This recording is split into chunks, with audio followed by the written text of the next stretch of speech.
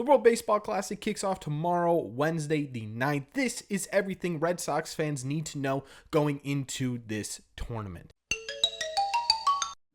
What is going on, everybody? Welcome back to Red Sea Radio. My name is Corbin, and before we get into today's video, I do want to give you a heads up that tomorrow night, Wednesday, we are going to be live on this channel at 7 p.m. Eastern Time. We're going to be talking about the World Baseball Classic. We're going to be talking about some spring training storylines. We're going to be talking about whatever you guys want to talk about. So again, we are going to be live on this channel tomorrow night, 7 p.m. Eastern Time. Also, if you are not a member yet and you want to have access to the members only live stream that is going to be kicking off this month, be sure to hit the link in the description, become a member today. Anyways, like I said, the World Baseball Classic starts off tomorrow, so I figured this would be a perfect time to go through everything Red Sox fans need to know going into it. Who's going to be in it, what storylines to look out for, and what to watch for while you're watching the WBC as it pertains to how the Red Sox are going to do in 2023. But before we get into that, do me a favor, make sure you guys hit that subscribe button if you haven't already. Also, make sure you guys hit the like button as well. Helps these videos out a ton, and it would mean a lot to me. Thank you all very much for clicking on this one. Let's get into it.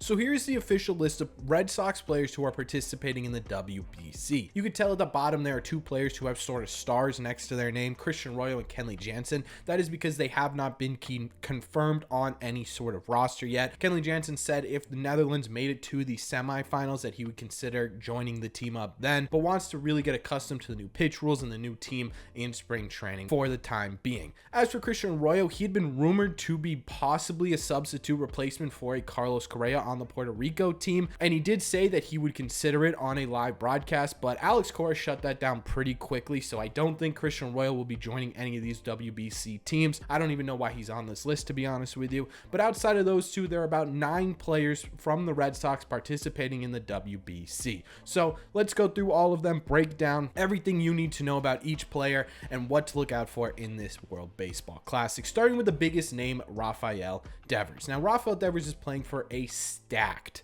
Dominican Republic team. Even with the loss of Vladimir Guerrero Jr., many would consider them a top 3 favorite to win the entire thing this year, and Rafael Devers is going to be a huge part of that. In my opinion, the biggest thing to look out for with Rafi is to just sit back, relax, and enjoy the show. In my opinion, I feel like, and even as a Red Sox fan, I feel like Rafael Devers is underrated in terms of his skill throughout the entirety of Major League Baseball. Being able to see him at the world stage and do what he does for us every single day is going to be an absolute pleasure to watch. I will 100% be rooting for the Dominican Republic team as they make their way through because of Rafael Devers. Now, one thing I do want to point out is the Red Sox just gave Rafael Devers a $300+ million contract. I am praying to every baseball god imaginable that nothing happens to him during the WBC and he is good to go for opening day. That's my biggest fear with Rafael Devers in the World Baseball Classic.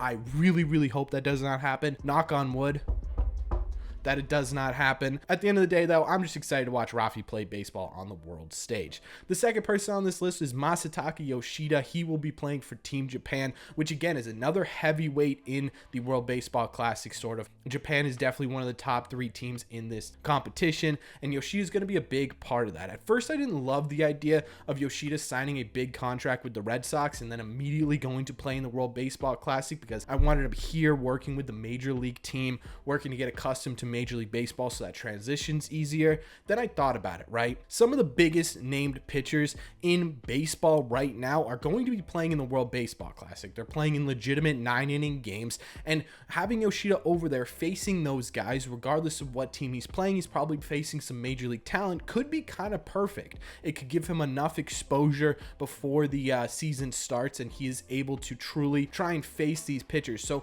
what I am going to be most curious about with Masataka Yoshida is how does his plate approach work when he's playing against legitimate Major League pitching? Does he still have the success he did in Japan against those Major League pitchers on the world stage? And 3, nothing to do with hitting, but I am curious to see what he looks like in a full game in the outfield as well. The Red Sox had asked Japan to try and play him at DH. Japan was basically like, no way, that is for Shohei Ohtani. obviously. So we're going to see Yoshida on the field quite a bit, and that's going to be something to look out for as well, because I'm hearing everything from it is god-awful to he is wildly underrated. So maybe our first look at what Yoshida looks like on the field and in the batter's box against major league pitching. At first, I hated the idea of him going to the WBC. Now I'm kind of all for it. After that, you've got Kike Hernandez, and Kike's one who I don't love the idea of him playing. Obviously, this is a huge moment for him to be able to support his country, and I absolutely want to support that. But Kike Hernandez is going into a season for the first time in his career as the starting shortstop for a major league team. He is playing center field for Puerto Rico, so in my opinion, I would rather have him here with the Red Sox, A, sort of the vocal leader in this clubhouse through spring training, but B, getting fully prepared to be a everyday shortstop for the Red Sox in 2023. In my opinion, is going to be super important, and I'd much rather him here. But on the other side too, Kike Hernandez is kind of known for getting off to slow starts at the beginning of seasons, maybe having a couple weeks where he's playing legitimate live action games, not just spring training, sort of breaks him out of that cold streak at the beginning of the year, and he comes into the season hot. So in my opinion, Kike's sort of a mixed bag of emotions for me in terms of what to look out for with Kike Hernandez in the World Baseball Classic. But if you want a storyline to watch with Kike Hernandez,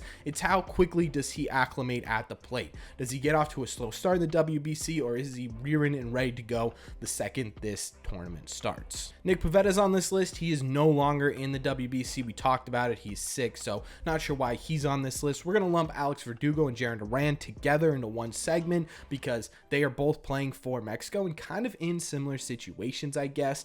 I really love this for Alex Verdugo. Alex very clearly bleeds his home country of Mexico. So for him to be able to put his country on his back on the world stage has got to be an absolutely incredible feeling for Doogie. So I'm going to be rooting for Alex Verdugo for sure in the World Baseball Classic. But one thing to look out for with Alex is he came into camp this year in what looked to be the best shape he's been in as a Red Sox player the entire time he's been here, right? It's been kind of talked about a lot how he looks much better on the field, how he has a different approach at the plate, and how this is going to be a big season for him. We could get a glimpse of that early in spring training / World Baseball Classic with him playing full games for Mexico. So keep an eye out on what Verdugo's doing for Mexico. Is he legitimately improving defensively, which in my opinion is probably going to be the biggest indicator as to how well he does this season. So it's not going to determine whether he's going to have a good or bad season this World Baseball Classic, but it could be our first glimpse into the changes Alex Verdugo made.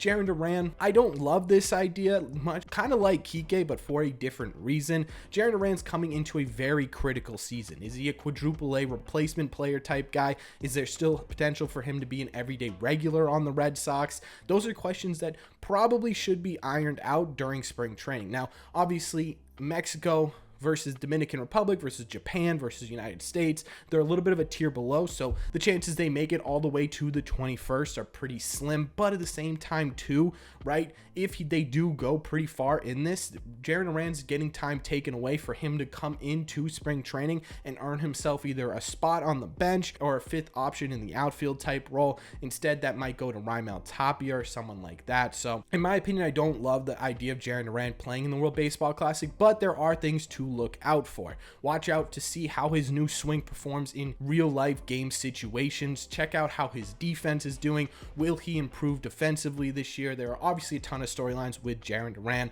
but keep an eye out 100% on his swing mechanics and his plate approach. Does that differ any on the world stage? And finally, we've got our two pitchers in the World Baseball Classic, Richard Bleier and Ryan Sheriff, both playing for Team Israel. Not a ton of huge storylines here. Bleier's obviously going to be on the team. He's not trying to earn a spot or anything. Ryan Sheriff could be a bit of an interesting storyline. The Red Sox don't have a ton of lefty options out of the pen. My guess is that at least one lefty option that they had as a non-roster invite will make the Red Sox roster going into 2023, and Ryan Sheriff's a great candidate for that. If he does end up getting some playing time in the World Baseball Classic, it could be a bit of an opportunity for Sheriff to turn some heads and let people know that, hey, I'm here and I can do well, and maybe help him make the Red Sox roster going into 2023. But outside of that, it'll just be fun to watch Red Sox players perform on the world stage. And that's it. That's all the players in for the Red Sox in the World Baseball Classic. Again, like I said, at the end of the day, it is going to be fantastic to be able to root for our countries.